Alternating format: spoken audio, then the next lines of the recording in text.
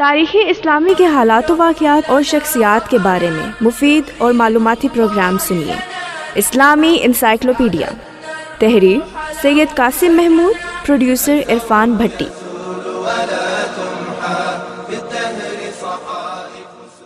آغا خان، فارسی میں آقا خان، اسماعیلی فرقے کی سب سے بڑی شاخ نظاریہ کے امام کا لقب، اسی نسبت سے نظاری آغا خانی بھی کہلاتے ہیں۔ اسماعیلی مورخین کی روح سے یہ لقب شاہ ایران فتح علی قاجار نے اپنے داماد اور نظاریوں کے 46ویں امام حسن علی شاہ آغا خان اول کو دیا تھا۔ اس سلسلہ امامت میں اب تک 4 آغا خان ہو چکے۔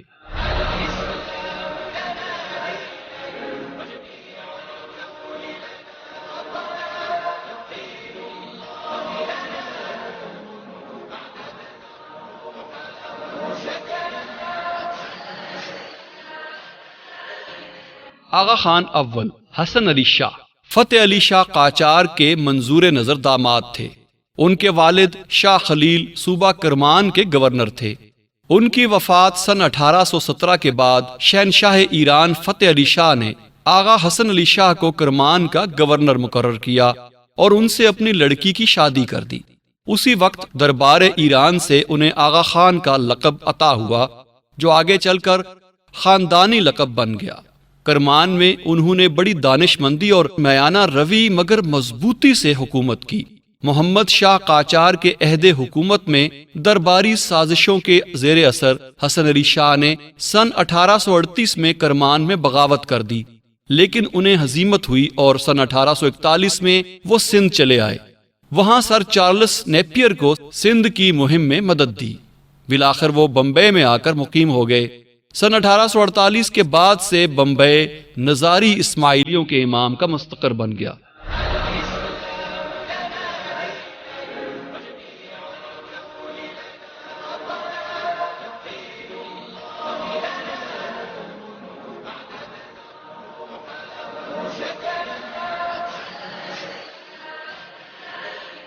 آغا خان دوم آغا علی شاہ آغا خان اول کے فرزند والد کی وفات کے بعد جانشین بنے۔ اپنی خدا ترسی اور علمیت کی وجہ سے اپنے وقت کی ایک مشہور شخصیت تھے اور محمڈن نیشنل ایسوسی ایشن کے صدر رہے۔ بمبئی کے مسلمانوں کی فلاح و بہبود کے لیے تعلیمی اداروں کی نہ صرف سرپرستی کی بلکہ ان کے مقاصد کی توسیع اور ترقی میں بھی قابل قدر کردار ادا کیا۔ غیر معمولی خدمات کے باعث وہ بلدیہ کی کونسل سے رکن بھی رہے۔ گھڑ سواری اور دوسرے کھیلوں میں امتیاز حاصل تھا۔ آغا علی شاہ نے اپنی پہلی 2 بیویوں کے انتقال کے بعد نواب عالیہ شمس الملک سے شادی کر لی، جو ایران کے خاندان قاجار کے شاہ محمد علی کی بھتیجی اور ایران کے وزیر اعظم نظام الدولہ کی صاحبزادی تھیں۔ انہوں نے آغا خان سوم کو جنم دیا۔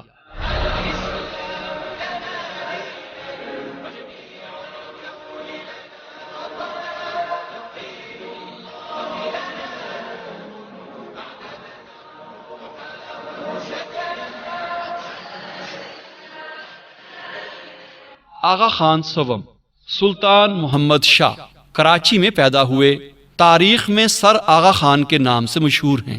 حضرت علی رضی اللہ تعالیٰ عنہ کی 48ویں پشت میں تھے۔ اس طرح نظاریوں کے 48ویں امام مقرر ہوئے۔ 8 سال کے تھے کہ والد کا سایہ سر سے اٹھ گیا۔ والدہ نے پردے کے ماحول کے باوجود بیٹے کی تعلیم و تربیت پر پوری توجہ دی، انہیں دینی اور دنیاوی رہنمائی کے قابل بنایا اور جائیداد کے انتظامات کو بڑی خوبی سے سنبھالا۔ آغا خان نے اپنی والدہ کی رہنمائی میں مختصر مدت میں مشرقی اور مغربی زبانیں سیکھ لیں۔ فارسی، عربی، فرانسیسی اور انگریزی کے قدیم اور جدید ادب کے ساتھ ساتھ فلسفہ، دینیات، منطق اور علم الکلام میں بھی مہارت حاصل کر لی۔ بچپن ہی سے انہیں گھڑ دوڑ اور گھڑ سواری کا بے حد شوق تھا۔ نشانہ بازی اور جسمانی ورزش میں بھی بڑے ماہر تھے۔ سر آغا خان اپنے زمانے کے عظیم سیاستدان اور مدبر تھے۔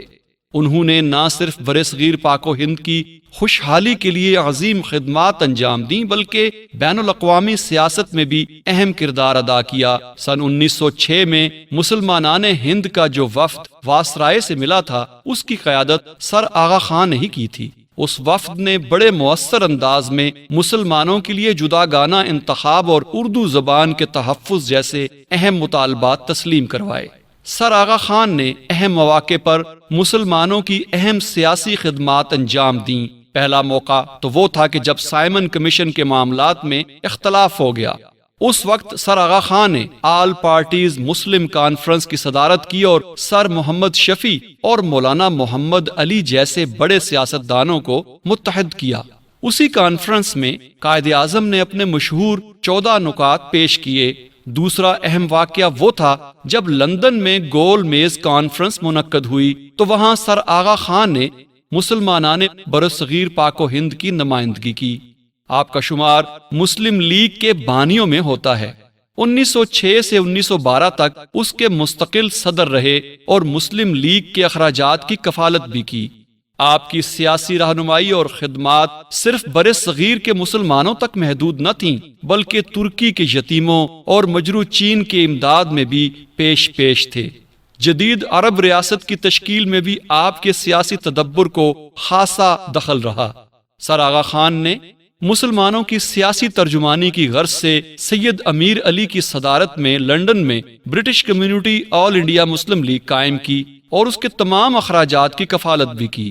آپ اسلامی ممالک کے اتحاد کے زبردست حامی اور جمال الدین افغانی کے ہم خیال تھے۔ سر آغا خان کو اپنی سیاسی بصیرت اور اعلیٰ تدبر کی وجہ سے دنیا کے ہر حصے میں بے پناہ مقبولیت حاصل تھی۔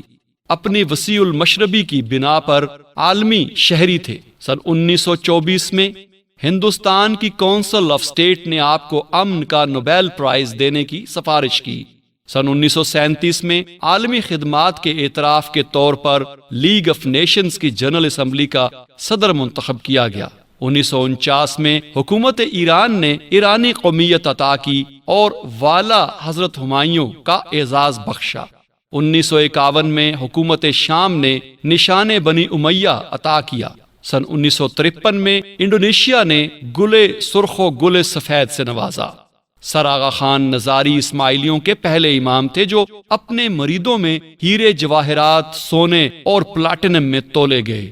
ان کی قیمت 1935 اور 1945 میں 1 کروڑ 65 لاکھ روپے کے قریب تھی۔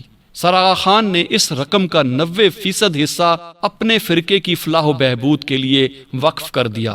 سر آغا خان کی 4 بیویاں تھیں۔ پہلی شادی 28 برس کی عمر میں چچا زاد سے ہوئی، دوسری شادی تھریسیا ملیانو اور تیسری آندرے جوزفین لیونی کاغو سے ہوئی۔ 1945 میں ایوت لابوغس سے آخری شادی کی۔ ان کا اسلامی نام ام حبیبہ تھا اور وہ عام طور پر ماتا سلامت کے لقب سے مشہور تھیں۔ دوسری بیوی سے شہزادہ علی خان اور تیسری بیوی کے بطن سے صدر الدین تولد ہوئے۔ سر آغا خان سوئٹزرلینڈ میں درسوا کے مقام پر فوت ہوئے۔ اسوان مصر میں دفن ہیں۔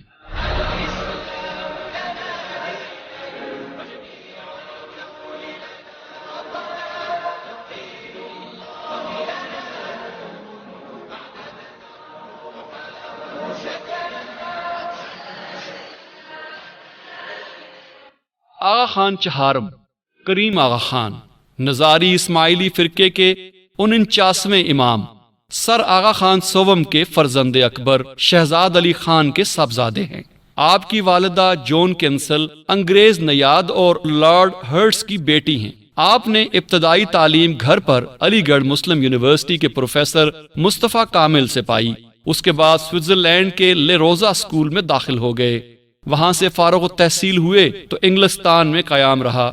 1954 میں ہارورڈ یونیورسٹی امریکہ میں داخلہ لیا۔ وہاں زیر تعلیم تھے کہ آغا خان سوم کی رحلت پر اسماعیلی فرقے کی امامت کا بار آپ کے کندھوں پر آ پڑا۔ آپ نے عملاً ثابت کر دکھایا کہ آپ اس منصب جلیلہ کی ذمہ داریاں سنبھالنے اور نبھانے کی پوری طرح اہل ہیں۔ آپ انگریزی، فرانسیسی، اردو، فارسی، اطالوی اور ہسپانوی زبانوں میں خاصی استعداد رکھتے ہیں۔ مشرق وسطیٰ کے تاریخ سے خاص شغف ہے، کھیلوں سے بھی دلچسپی ہے۔ آغا خان سوم مرحوم شروع ہی سے آپ کو امامت کے منصب پر فائز کرنے کے متمنی تھے، چنانچہ انہوں نے آپ کی دینی تربیت پر خاص توجہ کی اور اسماعیلی فرقے اور عام مسلمانوں کے دینی اور دنیاوی مسائل سے دلچسپی لینے کا جذبہ پیدا کر دیا۔ 1954 میں شہزادہ کریم خان نے اپنے چھوٹے بھائی امین کے ہمراہ مشرقی افریقہ، کینیا، یوگینڈا اور زیمبیا کا دورہ کیا۔ 1956 میں لندن سے کراچی تک کے سفر میں متعدد ملکوں کے اسماعیلیوں سے رابطہ پیدا کیا گیا۔ گدی نشین ہونے کے ایک ماہ بعد پیرس، بیروت، کراچی، ڈھاکہ، بمبے، دہلی اور مشرقی افریقہ کا دورہ کیا اور مریدوں سے بیعت لی۔ شہزادہ کریم کے امامت پر فائز ہونے کی پہلی رسم 13 جولائی 1957 کو جینوا میں ادا ہوئی۔ اس کے بعد 19 اکتوبر کو دارالسلام، 26 اکتوبر کو نیروبی اور 25 اکتوبر کو کمپالا میں ادا ہوئی۔ اگلے برس 23 جنوری کو کراچی، 21 مارچ کو بمبے اور 8 مئی کو کانگو، مڈغاسکر اور افریقہ میں ان کی گدی نشینی کی رسوم ادا کی گئیں۔ شہزادہ کریم آغا خان اپنے جلیل القدر دادا آغا خان سوم کی طرح اصلاحی اور فلاحی کاموں میں دلچسپی لیتے اور ان پر بے دریغ خرچ کرتے ہیں۔ کراچی میں آغا خان نے مدارس کے قیام کی غرض سے 65 لاکھ کی خطیر رقم وقف کی۔ ان مدارس میں تمام مسلمان بچے بلا امتیاز تعلیم حاصل کر رہے ہیں۔ آپ نے حافظ آباد میں کالج ہال تعمیر کرنے کے لیے 45,000 روپے اور پشاور یونیورسٹی کو آڈیٹوریم کی تعمیر کے لیے 3 لاکھ روپے کا عطیہ دیا۔ مشرقی افریقہ کے مسلمانوں کی بہبود کے لیے بھی قابل قدر کام کیا ہے اور وہاں سکولوں کے اجراء کے ایک جامع منصوبے کے نفاذ کا اہتمام فرمایا۔ آپ نے مختلف ممالک کی ترقی کے لیے انڈسٹریل پروموشن سروسز جاری کی ہیں۔ آپ کی تحریک اور ایثار سے نیروبی میں ایک جنرل ہسپتال، تہران میں طلباء کا ہاسٹل، امریکی یونیورسٹی بیروت میں شعبہ اسلامیات، فلپائن میں اسلامی تحقیقی ادارہ اور سوئٹزرلینڈ میں اسلامی مرکز اور لائبریری قائم ہو چکی ہے۔ آپ نے Pakistan, Congo, Kenya, Tanzania, Ivory Coast, Uganda اور سوئٹزرلینڈ میں صنعتی فروغ کے مقصد کے لیے انڈسٹریل پروموشن سروسز جاری کی ہیں اور ان میں خطیر سرمایہ لگایا ہے۔ پاکستان سے شہزادہ کریم آغا خان کو خاص دلی لگاؤ ہے جو آج دنیا میں اسلام کی بے پناہ خدمت کرنے کی صلاحیت رکھتا ہے۔ آپ کو یقین ہے کہ اس میدان میں قیادت پاکستان کے حصے میں آئے گی۔ آپ کا کہنا ہے کہ پاکستان دوسرے اسلامی ممالک کے لیے بہت کچھ کر سکتا ہے۔ اسلامی ملکوں کے باہمی تعاون سے ان کے بہت سے مسائل حل ہو سکتے ہیں اور وہ ایک دوسرے کے اور زیادہ قریب آ سکتے ہیں۔ آغا خان میڈیکل یونیورسٹی اور ہسپتال کراچی میں آپ کے قائم کردہ ممتاز ادارے ہیں۔ شہزادہ کریم نہایت ذہین، فطین اور بالغ نظر شخص ہیں۔ وہ رواداری اور ایثار پیشگی کو انسان کی سب سے بڑی خصوصیات قرار دیتے ہیں۔ شہزادہ کریم آغا نے سن 1969 میں ایک انگریز خاتون سے شادی کی جس نے اسلام قبول کر کے سلیمہ کا نام پایا۔ ان کے بطن سے ایک لڑکی نے جنم لیا۔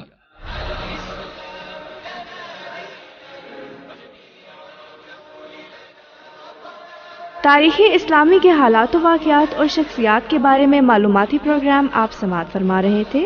اسلامی انسائکلوپیڈیا، تحریر سید قاسم محمود، ریکارڈنگ انجینئرز واجد محمود، شاہد وقار، آواز و پروڈیوسر عرفان بھٹی، پیشکش Riphah institute of media sciences, Riphah international university.